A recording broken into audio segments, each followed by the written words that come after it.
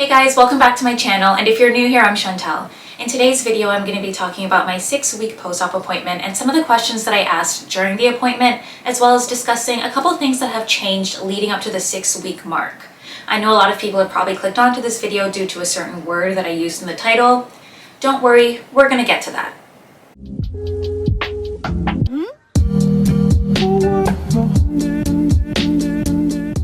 Guys, it has been such a journey. I can't believe it's only been 6 weeks. Actually, I lied. This video is a little bit late, but it is officially 7 weeks leading up to 8 weeks. So many things have changed. So many things are different, but yet so many things are still the same. To be honest, I don't think this video is going to be as organized as my last one was, just because I don't really have the questions curated like I did before.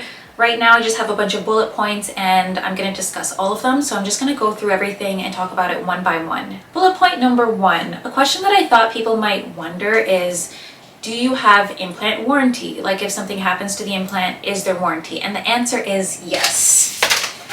So after you do your surgery, you get like your care form and all this stuff, and you get a device identification card, which has like a barcode on the back and a QR code for each of them, and it says the name of the implant provider, your information with your name, your surgeon, the date they were implanted, like all those details are on the identification card.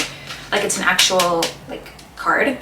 And I actually didn't know the type of implant that I had, but I was reading it, and I have Natural implants, and the company that they, I guess, manufacture under is Allergen. I'll put the name on the screen. But basically, I went to their website and I did some research, and if something happens like a rupture, or there's a recall for the implant for whatever reason, or just anything that isn't, I guess, your fault, then warranty would cover it. They will replace them for free leading up to, I don't think it was lifetime, I think it was maybe 10 years, but I'm not sure. However, warranty does not cover the surgery cost. So if something does happen, like a recall or a rupture or whatever, you'll get the implant itself replaced for free, but you'll still have to pay whatever cost is associated to the surgeon doing the actual surgery, if that makes sense. So if you're doing a surgery or you just did one, I think that would be something to look into. Next on my list is how they feel, what parts are hard and what parts are soft. So as of now, they are pretty squishy. Like the sides are completely squishy. They feel real, I guess. The bottom feels completely real. The top is the hardest part, I would say. So I feel this is something that would vary for a lot of people depending on your natural tissue and where you had the most tissue. So my tissue is mainly at the bottom. So right now that is the squishiest part that feels like 100% real. The top part feels the hardest, and it's not necessarily hard, but it is the firmest because, you know, that's the top of the implant. And then the sides are completely squishy. If you press in, it feels fake because you're putting pressure on the implant. When I first got them done, they were rock hard. They were like boulders, and now they feel a lot more realistic, and it's only been 6 weeks, so I can only imagine like a year's time how much softer they'll be. Next, I wrote numbness. I don't really know what that was regarding. Oh, so I did have like a brief moment a couple weeks ago where it did feel like kind of numb, like if I were to scratch my boob or something, for example, I couldn't feel it. Like it was just all numb feeling, almost like my skin was just not feeling much. But that's completely changed now. Hold on, let me just double check. That numb feeling kind of just isn't really there anymore. Like you can feel the skin coming back to life. The nurse did at one point tell me that if I felt prickling, it was because of the nerves trying to... Was it the nurse that told me that, or was that the internet? See, I'm kind of getting like lost. Next, I wrote keeping up with steps. I think this was more just like advice I was giving, because I personally really did not keep up with my steps. What made me realize how bad it got was I got a notification on my phone saying that the past month I've had less steps than I've had ever before or something like that. And then I was just a little bit like taken aback, so I went to the gym and I went on the treadmill and I just walked to get some steps in. But as someone who used to go to the gym like 4 times a week to now going to the gym 0 times a week for 6 weeks, that's crazy. So it is easy to just kind of like lose track of that. And even after doing the surgery, even though I'm like healed and everything, I'm still not 100%. Like, it's only been a couple weeks, and it is really important to keep up with steps and make sure that you're walking and getting your blood circulating, because that's really just important. Next I wrote, so far it never gets old, not a day goes by that I don't think about that. Yeah, before doing the surgery, I used to think to myself, like, is it worth it? Is it going to be like when I buy new makeup or clothes and I'm excited at first and then I get bored? The answer is no. You never get bored. Like, I know it's only been 6 weeks, but like, I just can't picture a point in my life where I'm not going to look in the mirror and be like, oh my gosh, I did this. It's always exciting. It's always fun. It's always cool. And things are always changing. So it's just like interesting right now, especially in the beginning. It doesn't get old, okay? For my 6th bullet point, I wrote random incision shocks. That's a tongue twister. This only happened to me for like a few days, and this was maybe closer to 4 to 5 weeks post-op. And I just had like random shocks in the actual incision. And the nurse did tell me that that was something that would be normal. And it only happened for a couple days, like 2 or 3 days, 1 or 2 days, I don't know. But it wasn't something that was serious, but just so you know, if that's happening to you, it is completely normal. And I remember it was the nurse who told me this. It's the nerves that are kind of like reattaching themselves or something like that. And my final bullet point of giving advice, because none of these were actually post-op appointment questions, is throwing out clothes prematurely. That was a mistake I made. I threw out a lot of clothes prematurely because I thought I was going to go up in size, and I also bought some things in a larger size. Just because your boob size goes up doesn't mean that your overall clothing size goes up. You have to remember that you're still buying clothes mainly for the size of your width, and then everything will have to kind of just like, it's a process, okay? But I do recommend not throwing out your clothes and not buying new clothes until after you do the surgery and after you've healed for a bit, because things change so much. Like, you think you're going to be one size and then you're not. Or you just do your surgery and you think you're a certain size, but then you start to heal and you're like, wait a minute, I'm actually not the same size I was 1 day post-op. So definitely important to wait a bit before you start splurging on a new wardrobe. So that was it for my advice portion of the video. I didn't even realize that those questions were pretty much all advice. But now we're going into the questions that I asked during the appointment and some things that were discussed with the nurse and the surgeon. This was actually my first time seeing the surgeon since I did my surgery, because he's always busy in surgery. It seems like these people are just always booked and always so busy. So I was happy that I finally got to kind of discuss some issues with him. But before he came in, it was just a one-on-one with the nurse, and we were talking about everything. So she took more photos of how my progress is at 6 weeks. And I wasn't wearing my incision tapes, so she asked me if I was wearing them, and I actually brought the box of incision tapes with me and a bottle of bio oil. And I told her, yeah, I'm using the incision tapes every couple days, and then every couple days I use bio oil and I'm going back and forth. And she looked at me and she was like, don't use bio oil. And I was just like a little bit shocked, because I've seen people on the internet using bio oil, so I didn't think there was a problem with it. And she was like, you shouldn't be using bio oil. You need to be using only your tapes for an entire year. An entire year. And I was like, oh, okay, so I'll make sure that I'm using the tapes. I've been wearing the tapes ever since, but if I'm being completely honest, I'm probably still gonna use bio oil sometimes, even a couple times a month, just because I just don't see how it could hurt to use it. I'll definitely keep my tapes on majority of the time, but even just a few days out of the month, I'll still put bio oil on. I don't listen. In the last video, you guys would have seen that I told you they did recommend a specific brand. So I will insert a little clip of the silicone tapes I've been using, and you guys can see just a little bit of what my scars are looking like right now. They have healed since I took that video. That was right after 4 weeks. And when he was looking at my scars, he's like, did we do it under the armpit? I was like, no, we did it like under here. And he was like, wow, you don't even have any scars. No, the scars are there, okay? So that was just something that we talked about at the appointment. Next, another question that I asked at the appointment was, when can I start sleeping on my side? The nurse said as of 6 weeks, You are a-okay to sleep on your side. She even said that I could sleep on my stomach and actually did recommend it. She said that it could be helpful to help like push everything down. Right away, she asked me if I was doing my massages and I was like, yeah, I've been doing them. I haven't. She was like, no, no, no. You need to be using a lot more pressure and start at the top of the implant and push down until you can feel pain on the incision. Like you need to feel that pressure. And I was like, it's really difficult to do that for myself. And she's like, then you need to take something and put it on your chest and lean against the wall because it needs to be the pressure of your body weight. It's really tough, guys. Knowing that you have to do something is so annoying sometimes, right? It's like a chore. Like, why do I need to do these massages? So I have been working on it a little bit more and I haven't been doing the right side at all. I'm not even touching the right side. I've only been doing it on the left side because I need it to go down because it's not good. I've also been trying to sleep on my stomach, kind of like slanted, so I'm only on the left side. I'm not a stomach sleeper at all, but since I'm not really that great with the massages, I feel like that will be really helpful to help kind of like push this one down a bit. The next question I asked at the appointment was more gym specific, so I'm okay to go to the gym now. And I was asking like, is it okay for me to use the Stairmaster? Is it okay to run and use the leg press and do arm workouts? And she said yes to everything. I'm okay to do it all.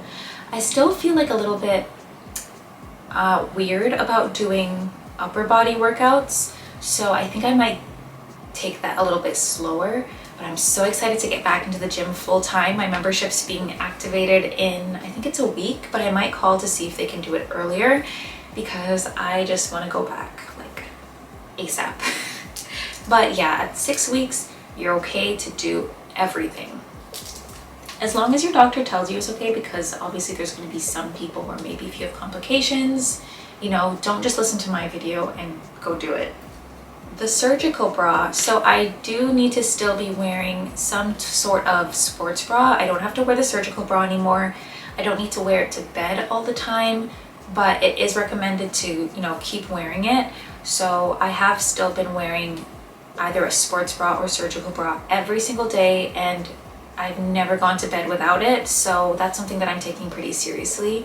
But I'm wondering, because I saw it in someone else's video saying that they stopped wearing it to help them go down a bit, so I'm wondering if I should stop.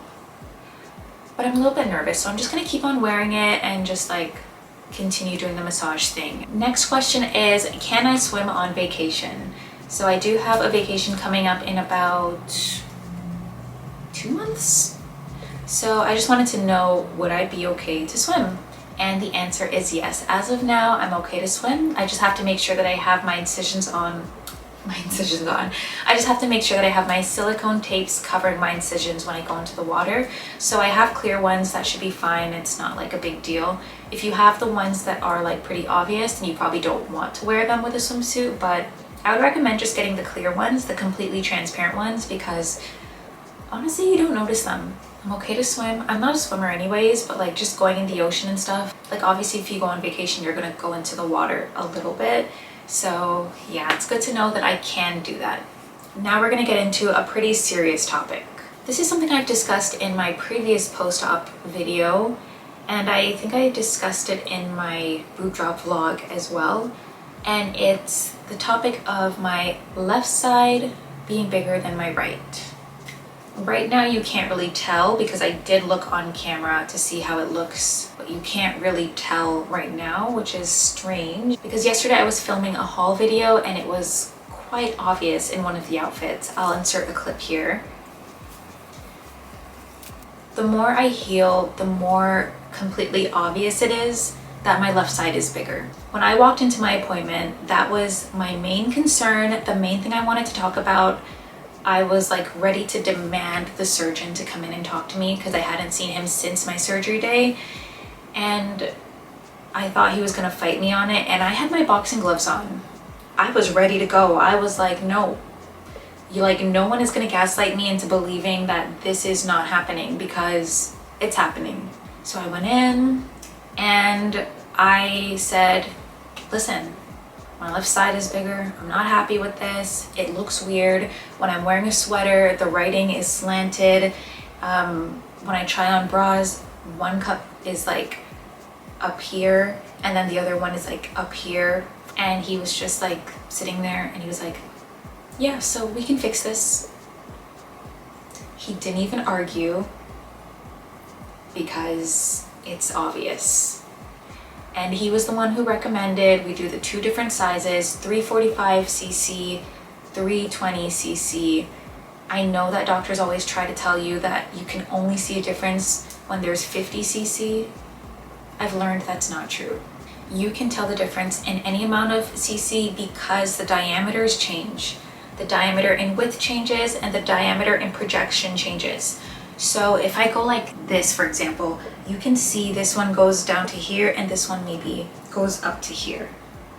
Like this has more projection and goes out more. This one has a very high puffy cleavage, and this one, it's like, it looks higher on camera, but in person it just kind of like is flat. Like it's just kind of flat. Whereas this one, it has more of a round shape. So I discussed my concerns and he didn't gaslight me at all. At first he started discussing how my right side was naturally bigger and that's why we had to put the 2 different sizes, and that no matter what, one is always going to be bigger with the implant. But then he kind of just like caught himself because it doesn't make sense. What's the point of making the other side bigger now with implant? Like, you know, he was trying to almost explain it, and then he just kind of like stopped and was like, we can fix this. Which one do you like better, and what, like, do you want this one to be bigger or do you want this one to be smaller to match this side? I just wanted to feel like my concerns were valid and I didn't want to argue, and I was just so thankful that I didn't have to use those boxing gloves. This is where I'm a little bit torn because the left one was originally the size that I wanted, 345. But I'm afraid that if I make this one bigger, what if I'm more at risk of it popping? Or what if it still doesn't match because it's a smaller implant, so you can only fill it just so much. But then I'm also worried that if I make this one smaller to match this one, that it's going to become wrinkly and like a little bit more saggy, I guess, because it's going to be like a water balloon where you've taken some of the water out and now there's less in it. I feel like I skipped a step of explaining to you guys how this is possible. It wouldn't be a complete revision because I would not be exchanging the implant. It would be just kind of like a daytime surgery where they would just go back in and adjust the amount of saline inside of the implant. He said he wouldn't need to put me to sleep. He could just give me a lot of numbing and then reopen the same incision and go in and just adjust the amount of saline in the implant, so he could either reduce some or put more in. I did do some research and I did see that that does put you more at risk for leakage if they overfill an implant or underfill one. So now I really have a big decision to make, but I think I'd rather just increase the right side to match the left, mainly because if he reduces the left side, it's going to have rippling, I assume. Even though I do prefer the right side because it just looks a little bit more natural. Actually, it looks a lot more natural. If you guys could see in person, you would understand what I'm talking about, because on video, like on camera, it doesn't explain how it actually looks at all. But it is just like a really stressful situation. Like the fact that I even have to reopen the incision again and basically do another surgery it's not good. Like I'm not happy about that. And I saw online that like doing the adjustment of the amount of saline usually doesn't show that big of a difference. So what if I go through all of this and then it doesn't even make a difference? And then my right side is the incision that's healing more and it's like almost gone. So I'm like, now I have to reopen that scar and go through that scar healing again, and a double cut in the same place is probably going to be even thicker of a scar. It's just, but I know I'm really unhappy with seeing the size difference. Even when I was trying on clothes yesterday, like I did a huge Shein haul, you guys are going to see it. But a lot of the items I didn't like and I'm returning them because I look ridiculous. But I also don't understand because this one is higher, but then this one is lower and just has this, you know, I'm just rambling at this point, but yeah. It's a partial revision, not a complete revision, because I'm not going in and doing a full anesthesia replacement of the implant. And it's in September, because I have to wait a full 6 months. September's actually going to be the 7-month mark, but that's okay. I have to wait 6 months until I'm fully healed, and then they can go in and make those changes. But I'm just hoping that by then maybe things will change. Like maybe, I don't know.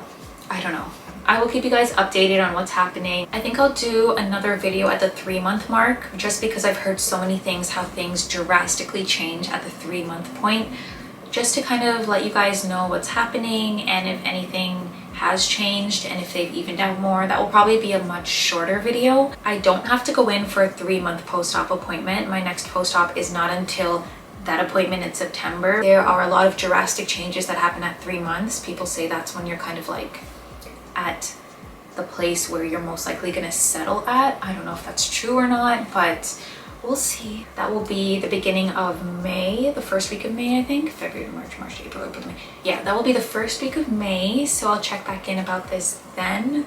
That's only in a couple of weeks. Wow, that's not a long time from now. To be honest, I don't really see much changing until then, but it doesn't hurt to just check in and let you guys know. Fingers crossed it does. But my main thing right now is I'm just going to continue the massages on the left side, and hopefully it will kind of just like flatten out and match the right a little bit more. Well guys, that's it for this checkpoint video, my 6-week post-op. Oh my gosh, time is flying, but it also feels like just yesterday. Thank you guys so much for watching this video. I really hope you enjoyed it, and hopefully I answered some of your questions. Maybe if you're planning on doing this surgery, or if you've already done it and you're coming up to this point, or you're at this point, please leave your comments down below. I answer all comments and I welcome them, because I will take all the unsolicited advice I can get. I want to know about everyone's experience, because when you're in it alone, it is a little bit more difficult, wondering what's normal and what's not, and just seeing what happened with other people. It really is helpful. So thank you for watching. I really hope you enjoyed it, and if you did, please remember to like this video, and don't forget to subscribe to my channel, so next time I post a video, you'll be the first one to see it. Bye guys.